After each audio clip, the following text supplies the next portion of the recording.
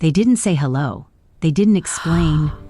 Just one sentence that made my hands shake. You need to see the footage. Come alone. Don't tell your husband. Before I could ask anything, the call ended. The restaurant called me late at night. You need to see the footage, the woman whispered. Come alone, and don't tell your husband. The line went dead before I could ask a single question. I sat there staring at my phone, the screen glowing in the dark like it was holding a secret it couldn't wait to spill. My husband was asleep beside me, breathing slow and steady, completely unaware that one phone call had just cracked something open inside me. Restaurants don't call people like that. Not with fear in their voice. Not with warnings. At first I told myself it was a mistake, a wrong number, some prank. But deep down I knew better. The way she said footage, not video, not recording, footage, as if it was evidence, as if it carried weight. I slipped out of bed quietly and went into the kitchen, replaying the call again and again in my head. My hands were shaking as I poured myself a glass of water I didn't even drink. Questions crowded my mind, each one heavier than the last. What footage? Why me? And why did she sound so afraid? The name of the restaurant flashed in my memory then. It wasn't random. It was the same place my husband had insisted on going to every Thursday for the past 3 months. Always work dinners, always late, always unreachable for hours. I told myself I was being paranoid. Trust is what holds a marriage together, right? But trust doesn't come with secret phone calls in the middle of the night. The next morning, I watched him carefully. He kissed my forehead, smiled like nothing was wrong, and talked about an upcoming meeting. His voice was calm, too calm. I searched his face for something, guilt, fear, hesitation, but all I saw was the man I thought I knew. Busy day? I asked casually. Very, he replied, not looking up from his coffee. I'll be late again, late. Again. My phone buzzed in my pocket, and for a split second, his eyes flickered toward the sound. Just a flicker, but I noticed. He noticed that I noticed and quickly looked away. That tiny moment told me more than his words ever could. I spent the entire day restless. Every sound made me jump. Every memory replayed itself differently now. The canceled plans, the changed passwords, the way he always angled his phone away from me. Things I had brushed aside before suddenly lined up like pieces of a picture I didn't want to see. By evening, I couldn't take it anymore. I didn't tell my husband where I was going. I didn't even tell myself the full truth. I grabbed my keys, told him I was meeting a friend, and drove toward the restaurant with my heart pounding so hard I could hear it in my ears. The place looked normal from the outside. Warm lights, families inside, laughter, the kind of place where nothing terrible should exist. I almost turned back right then. Almost. Inside, the hostess looked at me for a long moment before asking my name. When I told her, her smile faded. Not completely, but enough. She's expecting you, she said quietly. That made my stomach drop. She led me past the main dining area, past the kitchen, to a narrow hallway I'd never noticed before. The sounds of the restaurant faded with each step, replaced by a heavy silence that pressed against my chest. At the end of the hall was a small office. The door was already open. A woman stood inside, arms crossed tightly as if holding herself together. Her eyes widened the moment she saw me.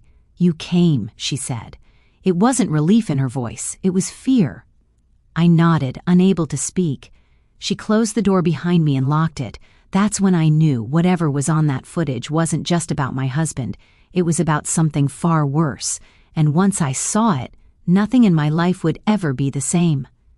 I sat in my car for a long moment before turning the key. The restaurant's words kept echoing in my mind like a warning I couldn't ignore.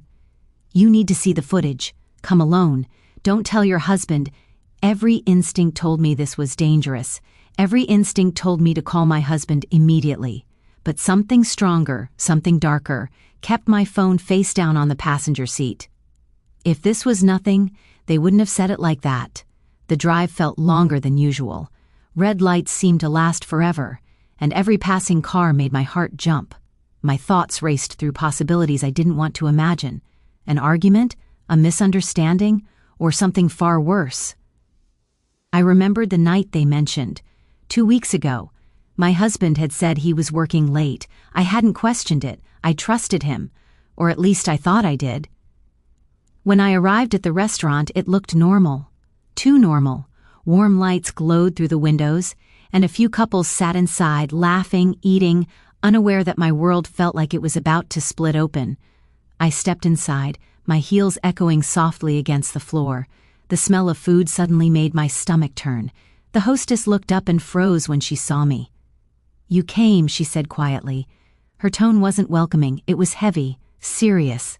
She didn't ask my name. She didn't ask if I had a reservation. She simply gestured toward a small door near the back. "He's waiting for you," she said. "The manager?" I followed her, my heart pounding harder with every step. The hallway felt narrow, almost suffocating. When we reached the office, she stopped. "Are you sure you want to see this?" she asked. That question scared me more than the phone call. "I need to," I replied, even though my voice shook. She knocked once, opened the door, and left me there. The manager stood behind a small desk, his expression tense. He didn't smile. He didn't offer me a seat at first. He just studied my face, as if trying to decide how much I could handle. "You're here about the footage," he finally said. "Yes," I answered. "You said I needed to see it." He nodded slowly. "Before I show you anything, I need to ask, did you come alone?" "Yes." "And your husband doesn't know you're here?" "No." He exhaled deeply, like someone preparing to deliver bad news. "That's good," he said quietly, "because once you see this, things may change." My chest tightened. "What kind of footage is it?" He hesitated. "Security footage." "From 2 weeks ago." My hands clenched into fists. "Just show me." He turned the monitor toward me but didn't press play yet. "What you're about to see isn't illegal," he said carefully. "But it's concerning, and I believe you deserve to know." The screen was dark. My reflection stared back at me, pale and tense. "Why didn't you call my husband?" I asked. His eyes flickered. "Because the man in this video isn't the one you think he is." That sentence felt like a crack spreading through my chest. He clicked the mouse. The footage began. At first it showed the entrance of the restaurant, time and date stamped in the corner. The same night my husband said he was working late. My breath caught as I watched people come and go. Then I saw him, my husband. He walked in confidently like he belonged there. He wasn't alone. A woman followed him inside. I leaned closer to the screen, my heart pounding so loud I could barely hear the faint audio. The woman laughed at something he said. He smiled, a smile I hadn't seen in weeks. "That's not," I whispered, unable to finish the sentence. The manager didn't speak. The footage switched angles. They were seated at a corner table, intimate, close, too close. His hand rested on the table and hers brushed against it, slowly, deliberately. I felt sick. But then something strange happened. The woman leaned in and said something that made my husband stiffen. His smile faded. He looked around nervously, scanning the room. I frowned. This wasn't flirting anymore. "What did she say?" I asked, my voice barely audible. "We don't know," the manager replied. "There's no sound at that table." The footage jumped ahead. The woman slid something across the table toward my husband, a folder or maybe an envelope. He hesitated before taking it. My stomach dropped. That wasn't the behavior of someone on a casual date. My husband opened it slightly, glanced inside, and his face changed completely. The color drained from his skin. He looked scared. I stepped back from the screen. "This doesn't make sense," I said. "Who is she?" "That," the manager said slowly, "is the reason we called you." He paused, then added, "She's been here before, with different men, always married men." A chill ran down my spine. "You're saying she targets them?" "Yes," he replied. "But your husband's reaction was different. Most men look excited, relieved. He looked trapped." The footage continued. My husband stood abruptly, said something sharply, and left the table. The woman didn't follow him. She simply watched him go and smiled. That smile haunted me. I stared at the screen, my mind spinning. If this wasn't an affair, then what was it? Blackmail? A threat? A secret I didn't know? W existed? The manager turned off the monitor. "There's more," he said. "Footage you haven't seen yet." My heart sank. "What else?" I asked. He looked me straight in the eyes. "Footage from after your husband left." My breath caught. "Show me." He hesitated for a fraction of a second, then reached for the mouse again.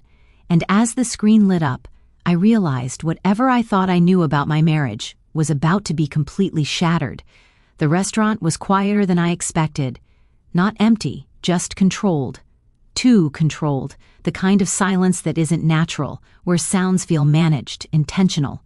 Soft jazz played in the background, low enough to hear forks touch plates, chairs scrape gently against the floor. The lighting was warm, flattering, almost deceptive. The hostess didn't ask for my name. She just looked at me, nodded once, and said, "They're waiting." That was the first moment fear truly settled in. I followed her past couples leaning close to each other, past a family celebrating a birthday, past laughter that felt distant, like I was watching life through glass. My phone vibrated in my bag. I didn't check it. I already knew who it would be. My husband. He'd called 3 times since I left. We stopped near a corner booth partially hidden behind a tall plant. Across the table sat a man in a dark uniform, late 40s, calm posture, eyes sharp but tired. He didn't smile when he saw me. That alone told me this wasn't a misunderstanding. "Please sit," he said quietly. The hostess disappeared before I could ask anything. I sat down slowly, my hands folded in my lap so he wouldn't see them shake. "You said I needed to see footage," I said. "What is this about?" He studied me for a moment, as if deciding how much truth I could handle. "I manage security here," he said. "We don't usually contact customers directly. But what we saw, it didn't feel like something that should be handled casually." My stomach tightened. "What did you see?" I asked. Instead of answering, he slid his phone across the table, but didn't unlock it yet. His finger rested on the screen, hesitant. "Before I show you," he said, lowering his voice, "I need to ask something. Did you come alone?" "Yes," I replied immediately. "Did you tell your husband where you were going?" "No." He exhaled slowly, like someone bracing for impact. "That's good," he said, "because once you see this, you won't know what to say to him right away." A chill crawled up my spine. I thought of the message again. "Come alone. Don't tell your husband." At the time, it felt dramatic. Now it felt necessary. He unlocked the phone but didn't turn it toward me yet. "This footage is from 3 nights ago," he said. "Around 9:40 p.m., my heart skipped. 3 nights ago. My husband had said he was working late that night, a last-minute meeting. He'd come home after midnight, tired, distant. I remembered because I'd waited up for him. "Why are you showing this to me?" I asked. "Because you deserve to know," he replied, "and because if I showed it to anyone else first, things could get very complicated." He finally turned the phone toward me. The video was grainy but clear enough. Black and white security footage from inside the restaurant. I recognized the entrance immediately. Same host stand, same lighting, same night. I leaned closer. A man walked into frame. My breath caught. It was my husband. He looked confident, relaxed. Not tired, not stressed. He checked his watch, smiled at the hostess, and followed her inside. Just like I had. My chest tightened. That's not, my voice cracked. "That's not why I'm here, is it?" The manager didn't respond. The video continued. My husband sat at a table, not alone. A woman joined him moments later. Younger than me, well-dressed, familiar in a way I couldn't immediately place. They hugged, not politely, not awkwardly, comfortably, intimately. My hands flew to my mouth. "No," I whispered. No. They talked, they laughed. He leaned forward the way he used to lean toward me when we were dating, the way he hadn't in months. Then the woman reached across the table and touched his hand. I felt something inside me break, but the manager still didn't stop the video. "There's more," he said quietly. The footage jumped ahead. They stood up. My husband pulled out her chair. They walked toward the hallway leading to the private rooms, the ones reserved for special guests. My vision blurred. "Why are you showing me this?" I asked again, my voice barely holding together. "Because," he said, his tone shifting, "this is where it stops being about an affair." He swiped to the next clip. Different angle, same hallway. The woman entered the private room first. My husband followed. The door closed. The timestamp kept running. 5 minutes passed. 10, 15. Then the door opened again, but only my husband came out. Alone. He looked different. His posture was tense, his face pale. He adjusted his jacket like someone trying to regain control. I leaned forward, panic rising. "Where did she go?" The manager paused the video. "That," he said slowly, "is exactly why I contacted you." My heart pounded so loudly I was sure people nearby could hear it. "She never came out," he continued. "Not through that hallway, not through any exit covered by our cameras." I stared at him, unable to breathe. "That's impossible," I whispered. "You're saying she just disappeared?" He nodded once. "We reviewed every angle, every corridor, every emergency exit. She enters that room. She does not leave." My mind raced, fear tangled with disbelief. "Did you call police?" "We're in the process," he said carefully. "But before that, we needed to understand who he is to you." I shook my head slowly. "My husband wouldn't hurt anyone." The words sounded hollow even to me. The manager watched me closely. "Then you should explain why 30 minutes later he returned to that room alone and stayed inside for almost an hour." My stomach dropped. He swiped to the next clip. The footage showed my husband re-entering the private room, alone. The timestamp blinked quietly in the corner. I couldn't look anymore. "This can't be real," I whispered. The manager leaned back slightly. That room was cleaned the next morning. Nothing obvious, no signs of struggle, but one thing was left behind. He reached into his pocket and placed something small on the table between us. A bracelet, gold, with a tiny crack in the clasp. My bracelet. The one I'd lost months ago. The one my husband said he'd never seen. My breath stopped.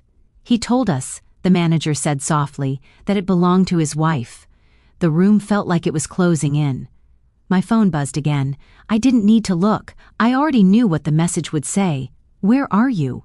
I looked up at the manager, my voice shaking. "What happens now?" He met my eyes, serious and unflinching. "Now," he said, "you decide whether you're married to a liar or connected to something much darker." And at that moment I realized, coming here alone may have been the most dangerous decision of my life.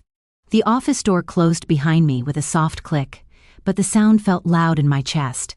The restaurant manager didn't sit down. He stood near the desk, arms crossed, staring at the paused screen as if it might explode if he pressed play too soon. The security room smelled faintly of old coffee and dust, the kind of place where truths waited longer than they should. "You came alone?" he asked quietly. I nodded. "Like you said." He exhaled slowly, then reached for the mouse. "Good, because once you see this, you can't unsee it." The screen flickered to life. At first it was just the dining area, normal. Couples laughing, waiters moving between tables, glasses clinking. The timestamp showed a date from 2 weeks ago, the night my husband said he had stayed late at work because of an emergency meeting. My stomach tightened. The footage fast-forwarded, then slowed. I leaned closer. There he was, my husband, sitting at a corner table, alone. For a split second, relief rushed through me. Alone meant explanations. Alone meant misunderstandings. Alone meant I could still breathe. Then someone sat down across from him. The manager paused the video. "You recognize her?" he asked. I stared at the frozen image. She looked familiar in a way that made my skin crawl.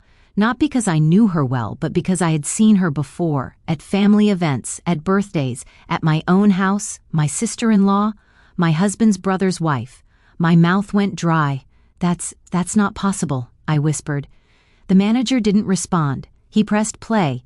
The footage showed them talking, leaning in, laughing softly, not the polite laughter of relatives, but something intimate, shared.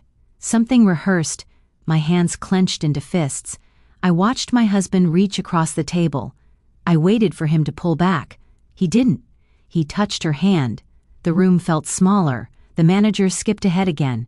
Different angles, different times, the same table, the same 2 people, different days. Not once, not twice, many times. "This goes back months," he said quietly. At first we didn't notice. Then one of our staff recognized him, said he was married. My heart hammered so loudly I was sure he could hear it. The footage continued. They argued in one sip.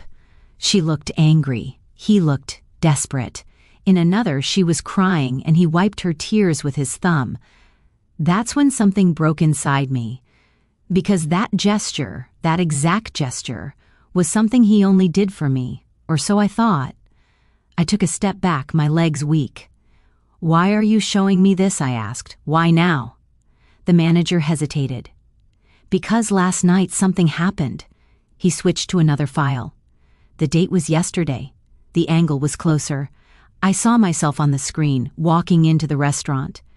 I didn't remember being filmed, but there I was, sitting alone, waiting. Then I saw her. My sister-in-law walked in. Not with my husband.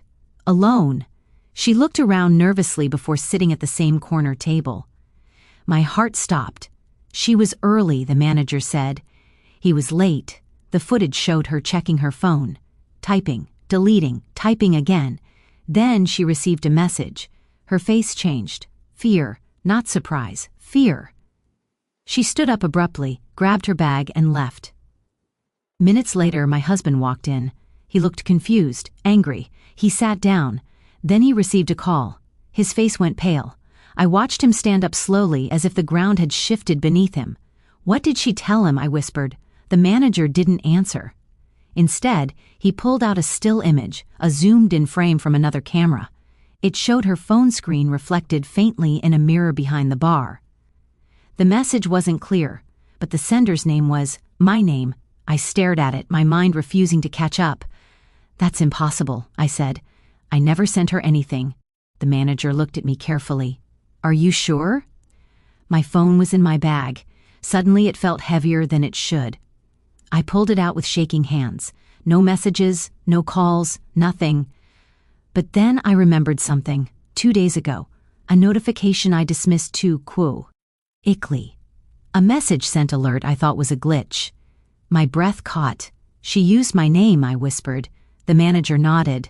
"Looks that way." The room spun. "She wanted him scared," I said slowly. "She wanted him to think I knew." The manager's voice dropped. "Or she wanted him to panic enough to make a mistake." I looked back at the screen. The footage showed my husband pacing, calling someone, over and over, not me, her. Then finally, he left. The manager paused the video and turned to me. "There's more," he said, "but this part is why I told you to come alone." I swallowed hard. "What part?" He leaned closer. "The part where your husband comes back later that night," he said, "with someone else?" My heart sank. "Who?" I asked. He looked me straight in the eyes. "Someone who knew exactly what was going on," he said, "and someone who didn't expect to be seen." My pulse raced. The manager's hand hovered over the mouse again. The screen waited. And I knew whatever I was about to see next would change everything I thought I knew about my marriage and my family. The manager led me into a small back office, away from the dining area, away from familiar faces. The hum of refrigerators and distant clatter of dishes faded behind a thick wooden door. My heart was pounding so loudly I was sure he could hear it. He didn't speak at first. He just turned on the monitor. The footage started earlier that evening. I watched myself enter the restaurant with my husband, smiling, relaxed, unaware. The camera angle shifted. Another table came into view. My breath caught when I saw him, a man I recognized instantly. Someone my husband had introduced as a business contact. The footage continued. The man stood, walked toward the bar, then stopped at our table. I leaned closer to the screen, my hands trembling. The camera zoomed in just enough to show his face as he leaned toward my husband. His lips moved. No audio, but I could read them clearly. "She knows nothing." The manager paused the video and looked at me carefully. "There's more," he said quietly. The screen went black for a second, then another clip started, this time from a week earlier. Same restaurant, same table. But this time, my husband wasn't alone. And that was the moment I realized the call hadn't been a warning. It had been an invitation to face the truth. Part 6. The footage showed everything. Meetings disguised as dinners, documents passed across tables, secret handshakes, smiles that didn't belong to loyalty. I felt like I was watching a stranger wearing my husband's face. The manager explained softly that something had felt wrong. Regular meetings, nervous glances, cash payments. He had checked the cameras out of instinct. "I didn't know who you were," he said, "but I knew you deserved to know." I thanked him, my voice steady despite the storm inside me. That night, I didn't confront my husband. I went home, kissed him on the cheek, and listened as he talked about his day, lying with the same ease he always had. But I was already steps ahead. Within weeks, I quietly secured copies of everything: footage, documents, timestamps. I spoke to a lawyer before I spoke to him. When the truth finally came out, it didn't explode. It collapsed. He had no defense, no excuses, no control. When he asked how I knew, I only said, "The restaurant called," and for the first time, he understood something he never had before. The most dangerous moment isn't when a woman screams. It's when she goes completely silent and starts planning.